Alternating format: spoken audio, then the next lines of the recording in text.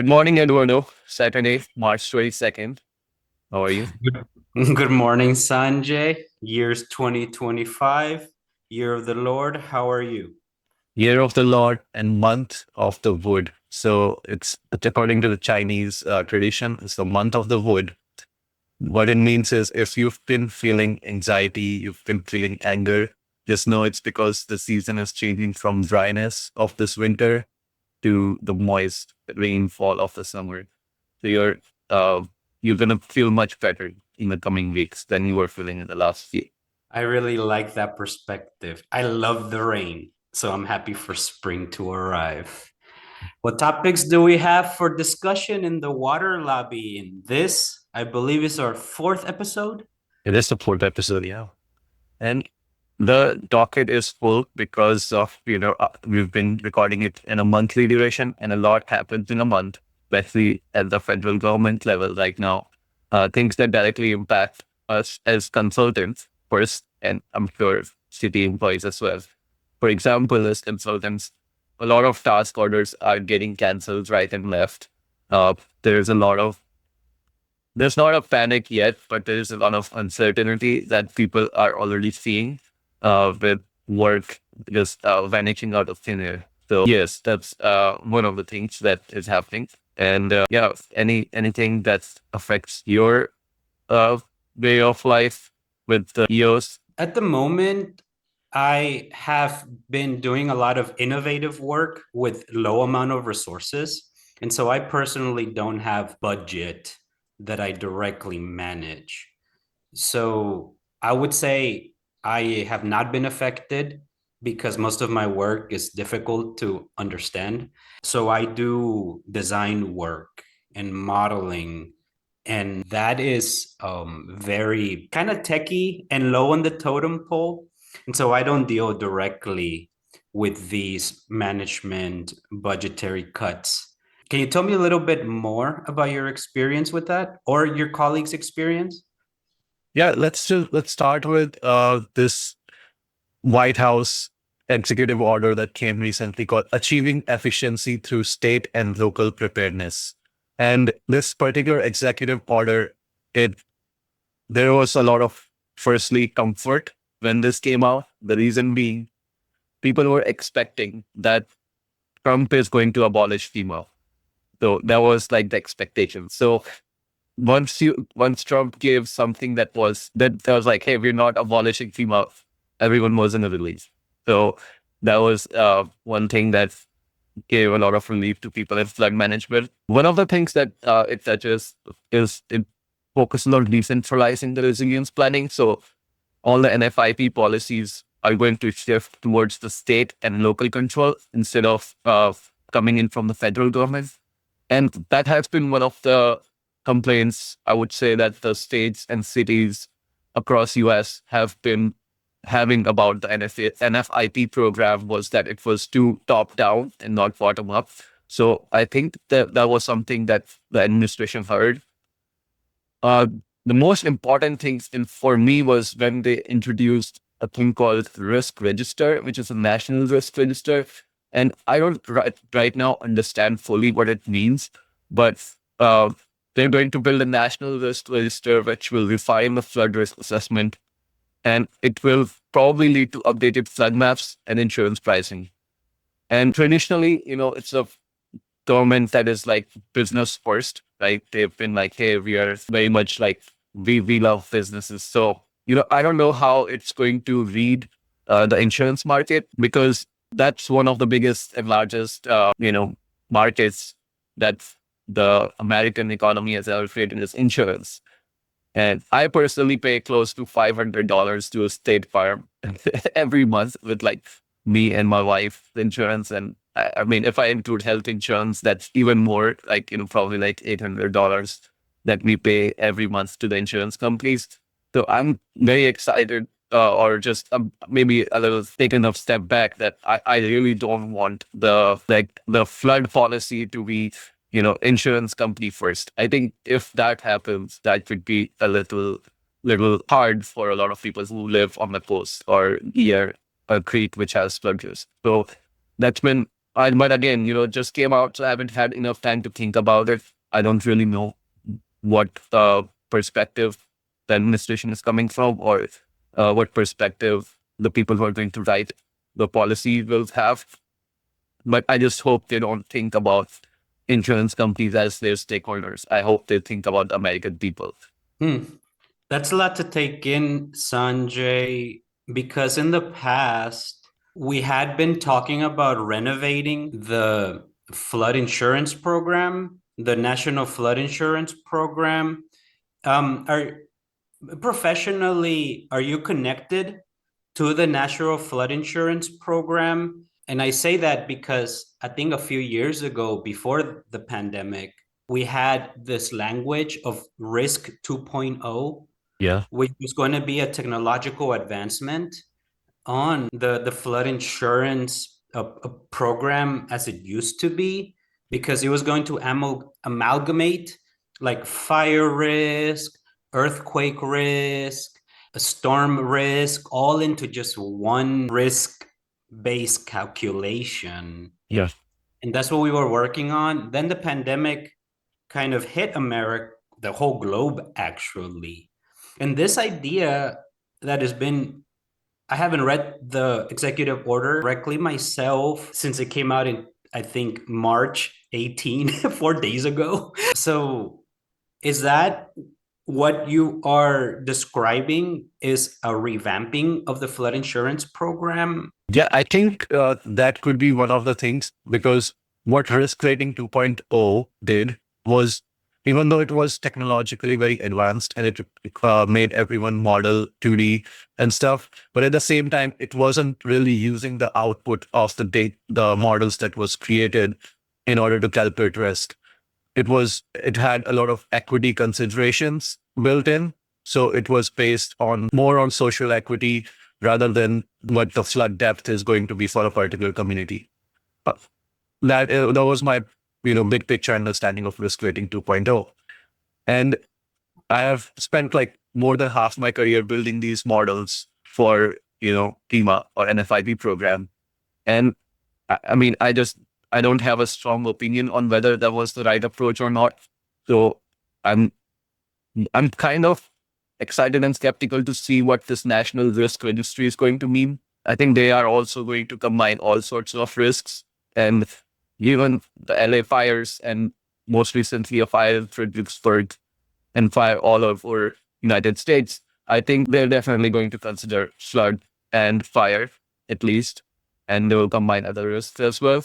But again, the way things happen in the way speed of operations right now, I think we'll know sooner than later what this all actually means. So definitely excited.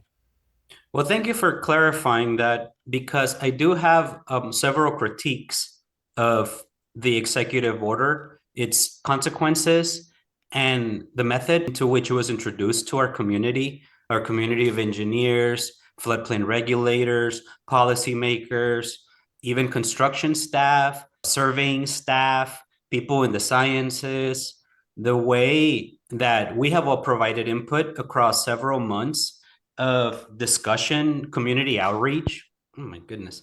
And my critiques, I'll just give three. One is that it is inconsistent with the intention, and the intention is to have a bottom up approach, Yeah. right? And the way that this executive order was given from the top down without really responding to a problem that arose from the bottom up. And so my first critique is that it's inconsistent, because it intends to initiate a bottom up approach with a top down directive that is completely against the method that we're trying to intend. So it is just from the get go inconsistent. Secondarily, my second critique is that it ignores, I wouldn't say it ignores, but that it does not optimize the work that has already been done. And I will just speak to that in my own particular practice. I don't deal with fire. I don't deal with earthquakes. I don't deal with coastal flooding. I deal primarily with urban flooding. And the executive order does not at all indicate the risk that is posed by urban flood risk, which is the largest flood risk that we have in Texas, first of all, maybe in America, but I don't work at that scale. But yeah, so it ignores sewers, like storm sewers, combined sewers in the language. It does not at all talk about the big problem we have with storm sewers is that we need them to be bigger. So that's my second critique. My first critique is inconsistent. My second critique that is not detailed, or at least it doesn't approach my discipline directly. And bless you. Thank And you. my third critique is that it has no identity. You're talking about the risk 2.0 had a sort of social variables or invariates thrown into the equations. There's some work that could be done that way. There's pretty good data that we capture all the time. But in the executive order, it's being sent out with other executive orders that impact our capacity as a nation to fulfill that order. For instance, we have had executive orders and directives to terminate or unemploy temporary workers. Like these are the workers that would make any executive order applicable, executable, or I would just say substantive. So those are my big three critiques, is that the way that it was written is top down, which goes against the intent. Second, is not precise enough to my engineering practice, which I know is extensive in its value. It doesn't talk about storm sewers at all. And third, that it has just no identity. I guess I'm getting a little bit vague on that critique, but it just does not appeal to Texas. It Yeah. doesn't really help a problem. I don't know where it comes from. With the other executive orders, it defangs part of the work. So it's just not complementary to my community. It's not complementary to my toolkit. And it's not complementary to the past of work I've been involved in. What do you think about those three critiques? Do they have any Mm. salience? Yeah, I think I definitely agree strongly with the one where you mentioned like we're kind of forgetting all the work we did in the past. And I think that just, raises questions about, the work that we currently do or have been doing for the last 4 years. And when you just remove something like out of thin air, then it makes you question whether all the work you put into something, was it really valuable? Or were you just like doing it because a policy kind of just said you to do it? So definitely gives me something to like self-introspect on the time that I'm spending building things, models, or spreadsheets, engineering calculations.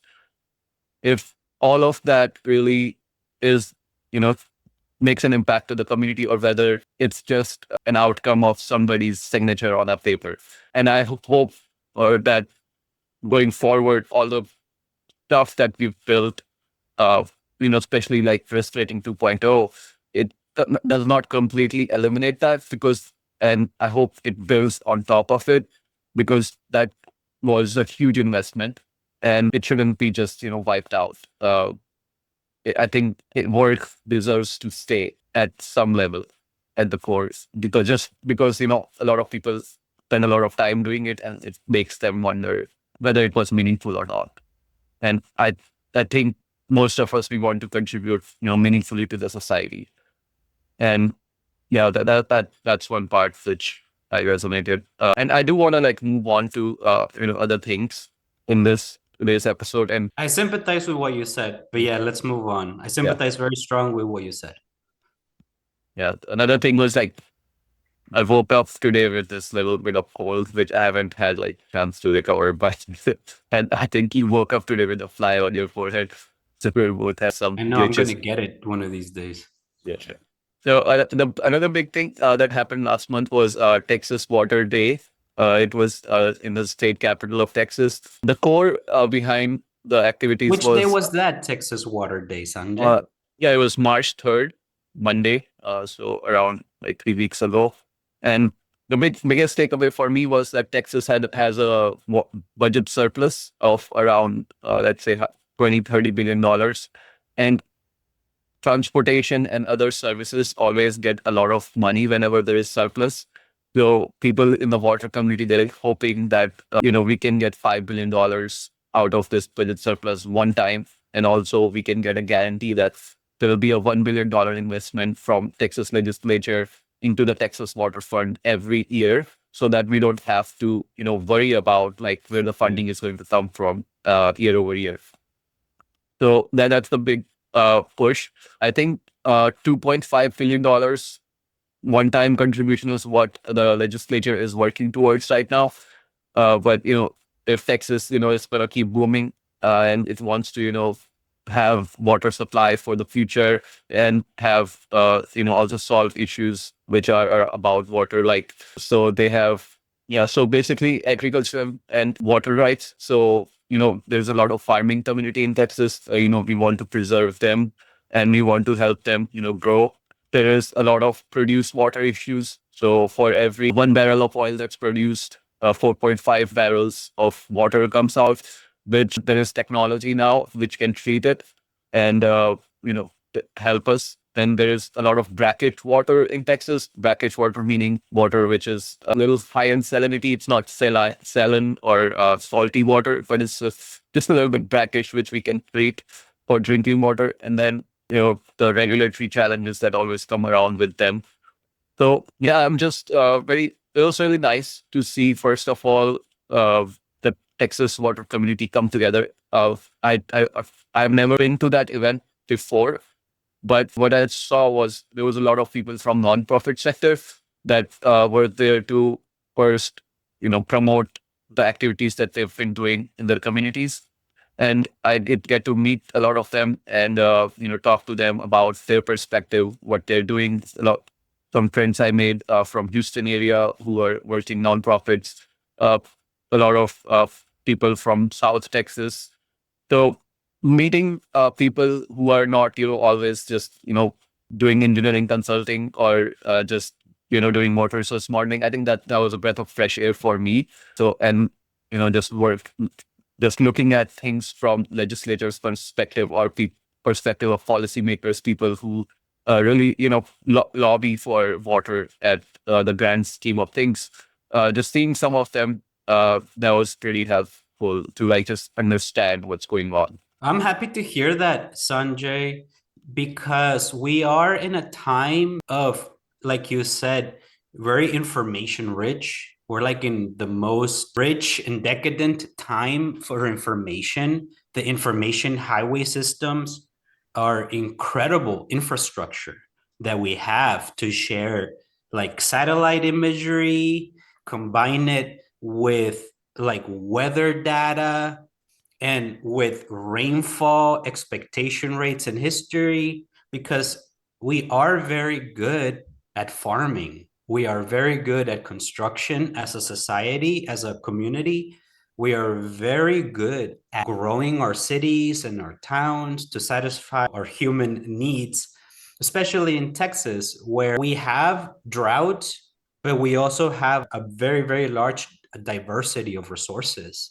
And I think that makes me really happy to hear about the Water Day and the diverse voices that are actively lobbying for a better Texas using our diversity of skill sets in civil engineering. And the reason I got into this practice is because it does require a collective approach to improve our lived environment, so we can protect our water, have our electricity, have our waste disposal or recycling. I think that you cannot do that, of course, with one, source of education. You really need a wide variety of techniques and skills. Like even roofing, you need like a carpenter, materials, and a plumber, electric people to go into the attic and build the house to satisfy all the safety regulations, because safety, whatever. That's what binds us all together. We want to do it all safe without losing people. And I think I'll finish my thought is that we have to meet the problem of our humanity with conviction, and we need to do it together, and we need to do it now, because we need to move our people away from the coasts. And we need to build them homes. And we need to build them water systems, electricity systems, communication systems. They need to have internet. And I'm happy that at the Water Day, we can all combine our mutual interest in survival, because we are living in this climatic weather life. We are living in global warming, climate change, and it is our duty to meet the challenge of that threat with the best people we have. Yeah, and speaking of global warming, I wanted to just take a U-turn on weather-related illnesses. So we have extreme weathers, and then we have just weather in general, how it impacts people's mental health, for example, or just overall physique or stamina or other things. For example, when you go to a mountainous area like Colorado, Utah, or other places, it is a little harder to just walk or run, maybe because of the higher elevation. Then people who live in Austin, who have been traditionally living in more mountainous areas, I've heard like over time they feel like their health is going a little bit down. And people who live in Colorado, let's say during certain months of the year, they would feel like it's really hard to breathe in because the air is so dry. Then people who live in Oregon, they have months and months of just rainfall, which where you cannot go outside, you cannot drive because the snow is in your backyard and your front is closed.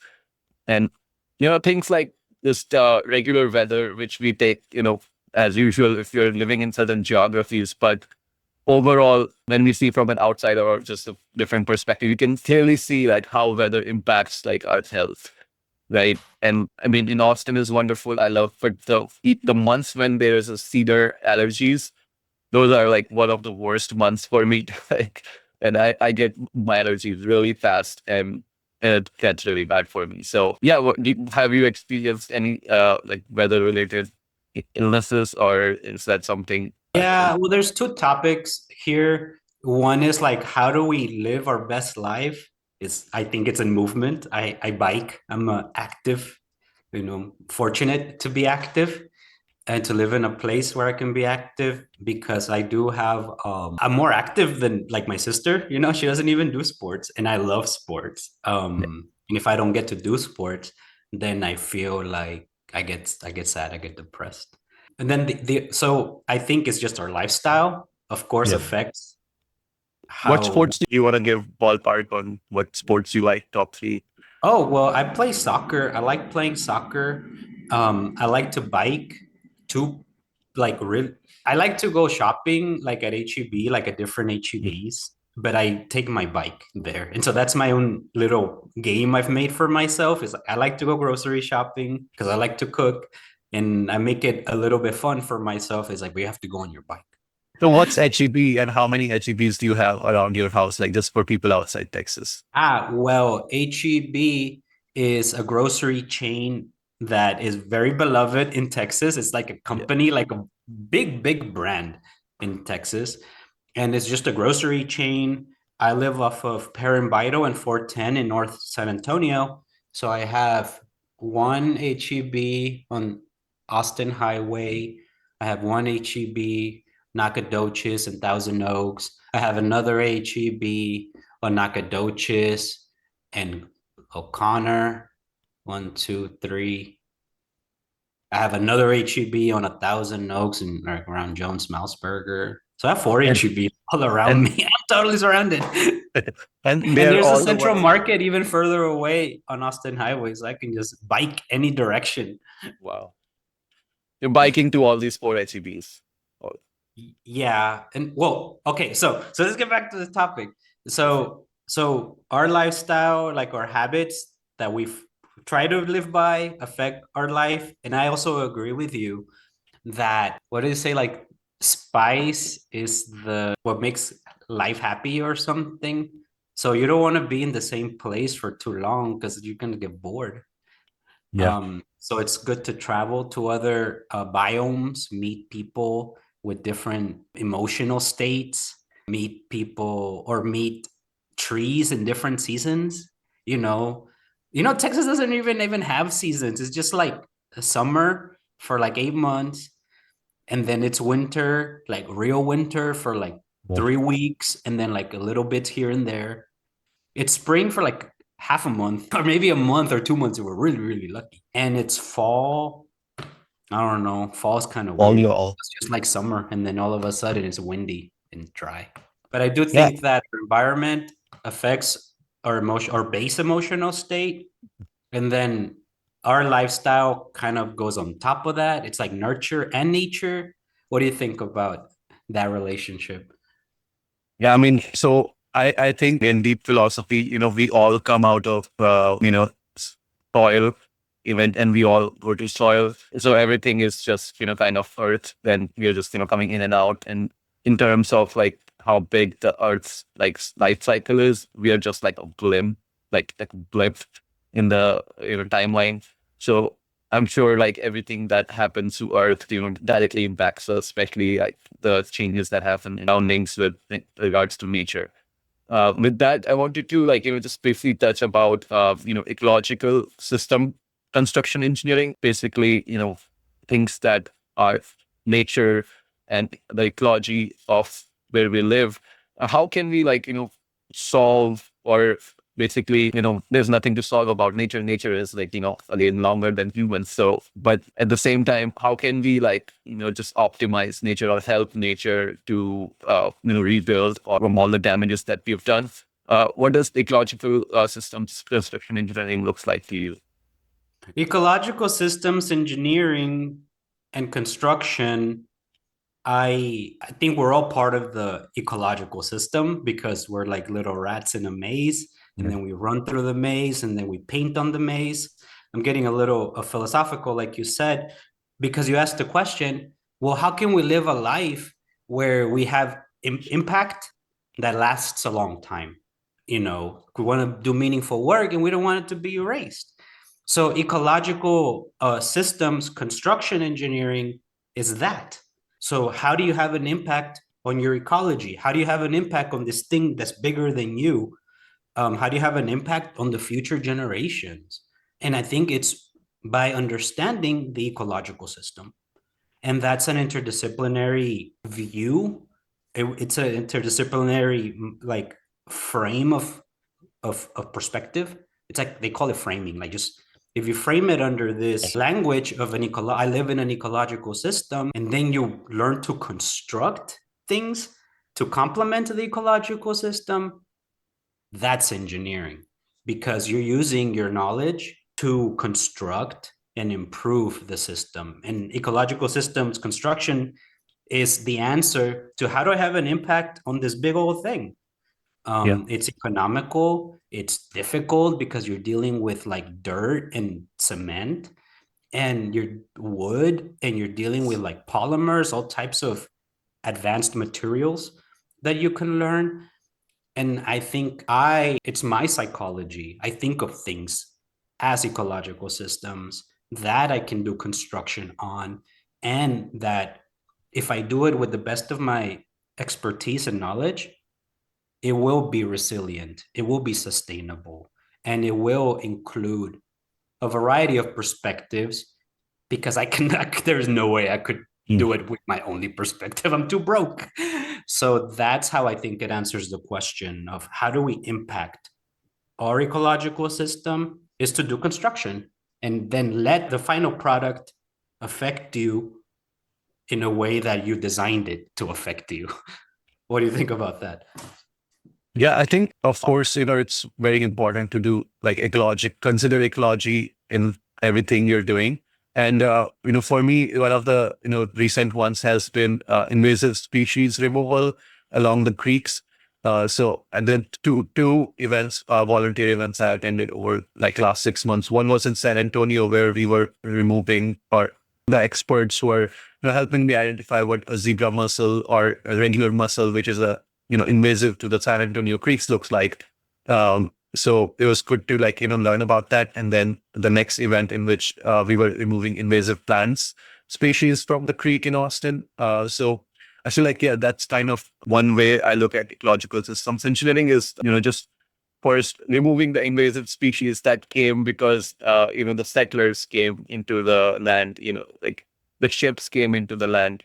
For example, zebra mussels, I learned about it that it is originally a species from Russia and Ukraine, and it attached to the cargo ships that were coming in from Russia and Ukraine and came into Dallas, North Texas, Houston, and now it's causing havoc all over Texas. And we're going to be spending probably, if not hundreds of millions of dollars, multi-million dollar projects that a lot of, our agencies will have to undertake to solve these issues. So it is definitely something that we are touched by, impacted by our water supply pipelines and the water treatment pipelines, which come from a treatment plant, or the chlorine that we put into the treatments. They all help, multiply these invasive species, and they clog the pipeline and, doesn't allow the water to come in. So, poses such a huge risk to our build systems. So that's what I personally, look at from my side of things. And I think your side is probably more about like creek restoration, right? It's a whole system. So when I say that I deal with ecological systems, I I have in my team, we have scientists, we have construction managers, project managers, policy makers. I myself, I'm the modeler. And the statement that you said earlier, I would like to challenge that nature doesn't have problems. Nature has many, many problems. And these are problems of toxicity. They're problems of natural degradation and accumulation of material. So within the city, we have erosion problems that affect people's fences, affect people's houses, affect people's livelihood.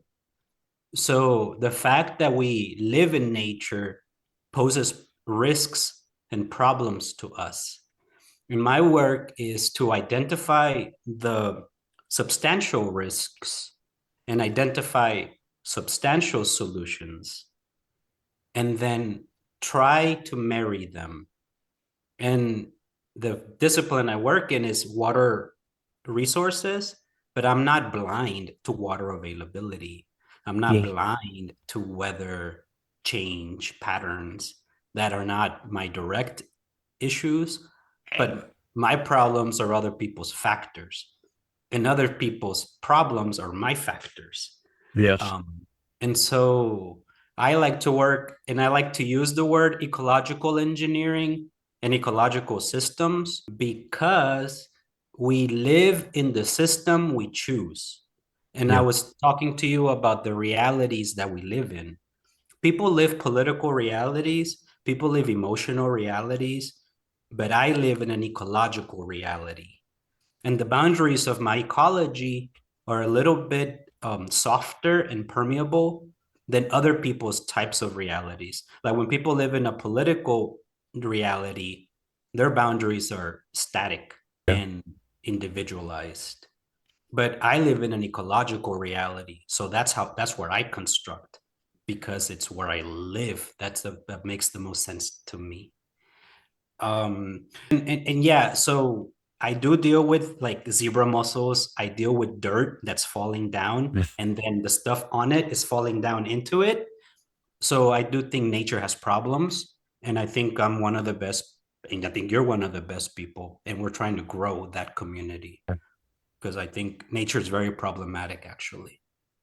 Do you think it Eh, is, or Yeah, I think it is a little bit like what you described. And I think we're kind of close on time for this episode, and we'll be back for another one of, looking forward to suggestions on what topics we should discuss. But towards the end, I wanted to leave this YouTube name channel called Texas Organic Gardening. It's a really good channel about rainwater harvesting. If anybody wants to listen to that, that will be great. I And do? yeah, thanks, Eduardo, for joining us. Well, thank you, Sanjay, for a great conversation and giving us all of the fresh information from Texas Ledge. Yeah, 4 days ago, these things are changing. Thank you so much.